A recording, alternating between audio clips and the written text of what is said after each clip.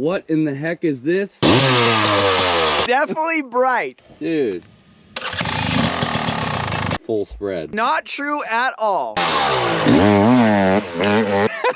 Mexican PBJ. Man, this thing is crazy. You can customize your bike to whatever you want. I'd say maybe Jaguar. Are you feeling bony? There's a lot of different mustards, but there's only one for you. You are so lucky. Don't you now go down that rabbit trail.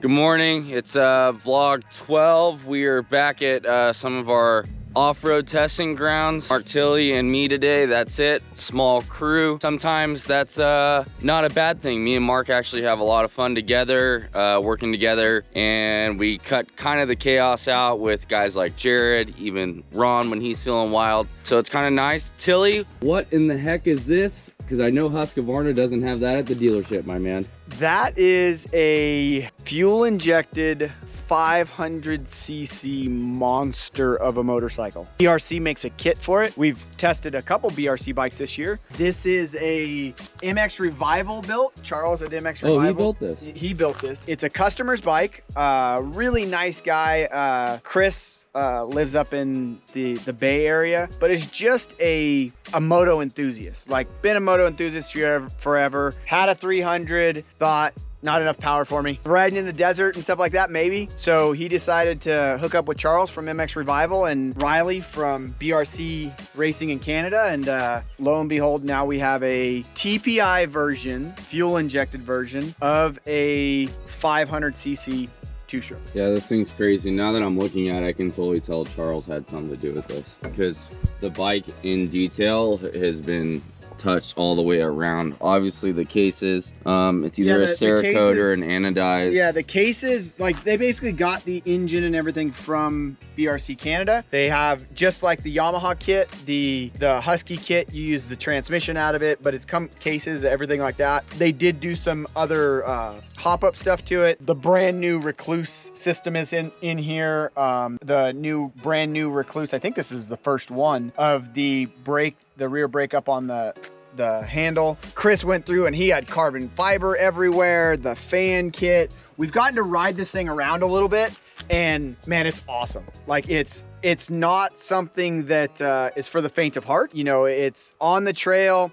It's got really good power. It's typical TPI power, to where it's kind of right off bottom and in the mid, and then where you would think like a CR500 or the YZ500 version of this kind of pulls a little bit more on top. This kind of flattens out, but mirrors the stock Husky power curve of what a TPI bike is. Bunch of bottom and mid, and then you short shift it. Yeah, it looks pretty good. I like this CNT tank. That's pretty trick. Yeah, it's actually a cover. Is that really? Yeah, that's what I was trying to feel. It's a cover. I like that cover. That's so cool. Yeah, I mean, it gives the bike a completely different look. I mean, this thing, there isn't anything more you can do to a Husky 300/500. Kreft did the suspension. It's got a GPR stabilizer. He's got Trail Tech Voyager GPS system on it, cone pipe, rocket tail section. Everybody kind of gives us a bad time about the wheels because they're bright. They're definitely bright, but those are powder coated hubs. They're a little loud.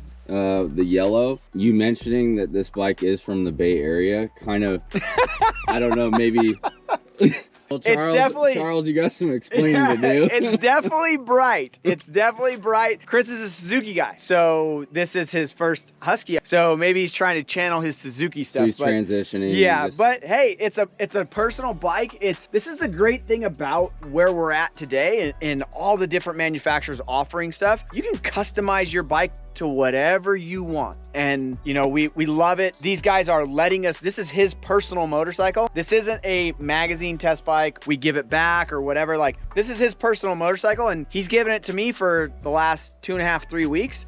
And you know what? That's awesome. Like, you could tell that he's just a moto enthusiast. It's kind of cool to see. Yeah, one thing I notice on these frame guards, because I do ride all the KTMs, I have different models. One thing you do want to keep an eye on is frame guards that they don't have to go this high, but there are some shorties. The stock one is pretty short, and you will get frame rub on that nice painted frame. So something that goes longer, I run the Acerbis, they're about up to here, but that blocks a lot of the frame from boot rub, and you just don't want to mess up your paint and expose that steel frame if you don't have to, especially if you're in more like wetter climates and it's never really dry. Like, I live in Florida part-time, so like some of those things are just some things to keep in mind when, especially in off-road. Yeah, you're gonna beat the hell out of it anyway. Well, and look at that kind of stuff, like even on the swing arm, this is a cover for the swing arm, so it's there to kind of guard against the big hits. It's got the skid plate as well, but it's there to guard against the big hits. You always want to, every once in a while, take these things off and, you know, take this off and look underneath. Right. Because there could be hidden problems underneath. When you're washing a bike, you're not just washing it to make it look good. You're putting that thing on the side and washing underneath. Always be on the lookout for something broken, a bolt missing, a nut missing, all that kind of stuff. I mean, this thing, two strokes vibrate. You have a bunch of YZ250s. Those things lose bolts. All the time. KX450s, I know that those lose bolts. So, I mean, it's definitely a thing to where when you're washing stuff, keep an eye on that stuff.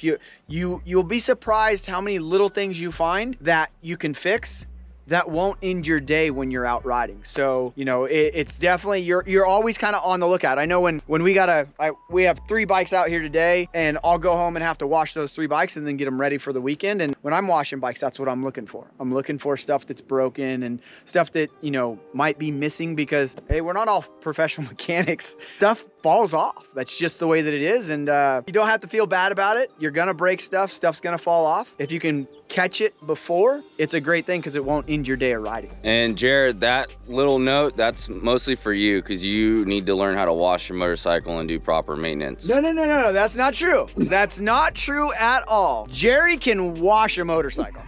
If the pressure washer's set up and everything's ready to go like it is at my house, if it's ultra convenient, Jerry can wash a motorcycle. He even washes other motorcycles that are sitting there, which he did with this one, and I thank him for that. The part where Jared comes in later on is that's the extent of it. Yeah. So changing tires, yeah, not so much. Maintenance, I know he just went and did the Gypsy 500 with Sean Lipinovich, and Sean was kind of horrified when the bike showed up, and he's going, hey, this is loose, hey, that's loose, hey, what's going on here, what's going on there? So Jared's thing isn't washing bikes. He can wash true. with It's the best past of them. that point. It's the filter and the oils, and he does it if you stay on top of it, but he'll show up with a bald tire, and the scary thing is that he goes just as fast that way as he does with a fully prepped setup motorcycle. The scary thing is, when I traveled in 2010, 2011, the whole series with him, he was riding full on Supercross, qualifying for the night show with that setup. Bald tire, missing teeth in the sprockets. Hey, have you checked the air pressure? How many hours? I have no idea no hour meter on the bike. He'd ridden it all week, dirty, barely passing tech because they're pissed at him. Hey, different strokes for different folks. That's how he goes through it, but he gets it done. All right, let's unload this thing. The NorCal bike. All right, here's a little walk around of the Off-Road 500 by MX Revival. Mark told you about all the goodies, the bells and the whistles already. Man, this thing is crazy.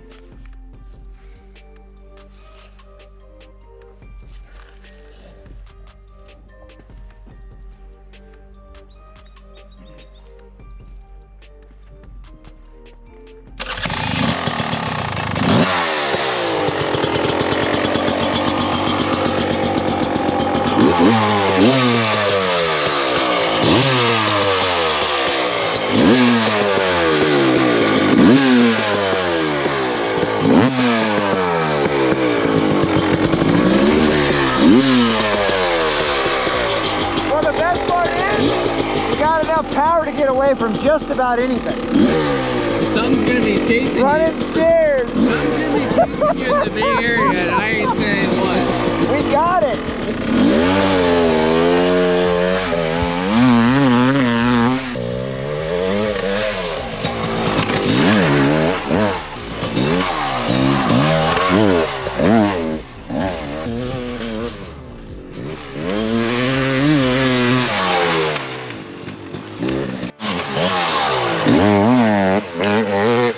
The most random stuff you find. Dude.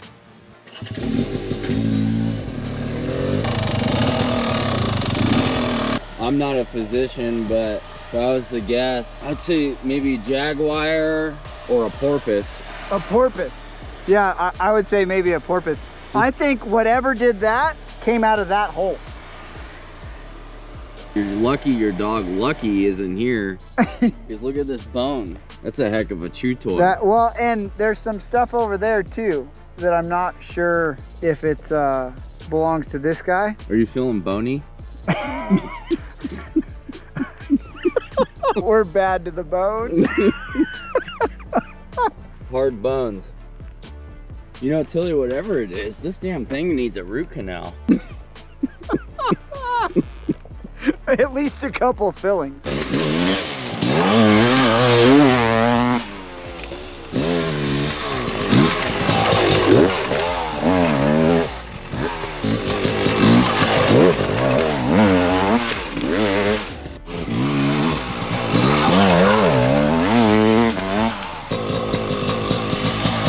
Hey, you see that yellow stuff? Uh-huh. I don't know if you knew this, but you know, like Heinz and French's, that's how they make it. That's how they make it? French's Are you a hot dog guy? I am a hot dog guy. At, Wiener Schnitzel hot dogs. Well, at Dodger The most Stadium, wanted they wiener. have at Dodger Stadium, they have the mega wiener, and then you can put mustard on it. And I'm okay with that. I'm definitely okay with that. Now, the one that's at Dodger Stadium, is that better than the Wiener Schnitzel wiener? Yeah, wieners and mustard, there's not much better than, it doesn't get any better than that. So what mustard do you like? French's, Heinz, Hunt's. There's a lot of different mustards, but there's only one for you. And I'm thinking French's. French's mustard? I'm a French's mustard kind of guy. The only thing I eat mustard on, though, is a good wiener. Really? Yep. What about a hamburger? I guess you could have it on a hamburger, but... Really?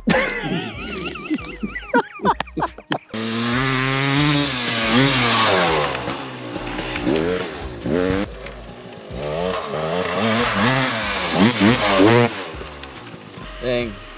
Easter didn't go as good as He had a rough Easter. I might want to tell the kids the Easter Bunny may not be back next year. Have you heard the story of Peter Cottontail?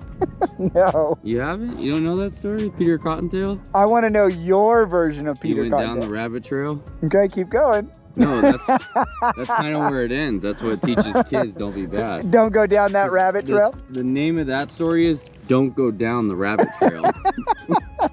Well, You never had your mom say that? Like, oh, Tilly, you acting up. Don't you now go down that rabbit trail. I can honestly say my mom has never said that to me. Don't go down that rabbit trail.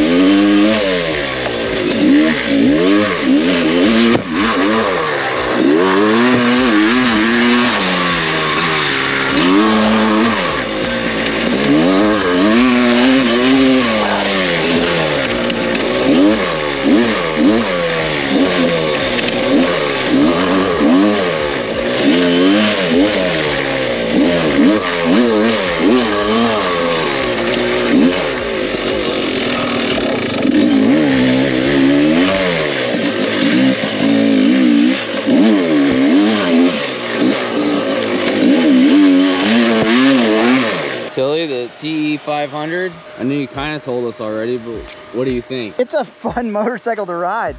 I was thinking 500 cc's would be too much. And on the stuff that we're doing today, you can hear the fan working. But on the stuff that we're doing right now that you're seeing in the video, it's fun to do. It's fun to ride. I think it's a little bit lean, so we might have to do some jetting and remap, or not jetting, but remapping because it's EPI. But everything, the Cref suspension's really plush. Like, the one thing that I really like is the electric start. I mean, you don't want to be kicking a 500cc engine on the trail. And this electric start has worked great. It's got a decompression release on the head, but this electric start has worked great from the beginning. And overall, I can't thank Chris enough for letting us, you know, beat up his motorcycle a little bit even before he gets to ride it. But it's a fun motorcycle to ride. Everything that is done to it, from the stabilizer, the bars, the engine stuff, all of the suspension, you know, the look of the bike might not be everybody's cup of tea, but hey, you know what, it does what you want it to do. Dirtbike. Oh, you were so lucky. Dirtbike magazine, PB&Js, and Doritos. Well, and we're this is just because we don't have any mustard. Otherwise we'd be getting the dogs out. Well, the only thing you have to do with the mustard grass is you go like this, like that, and then it turns it into mustard. Really? Yeah. It's that easy? You could have a mustard PB&J. This is what we do. This is what I call full spread. Yeah, we like a full spread when it's on there. And then what you do, this is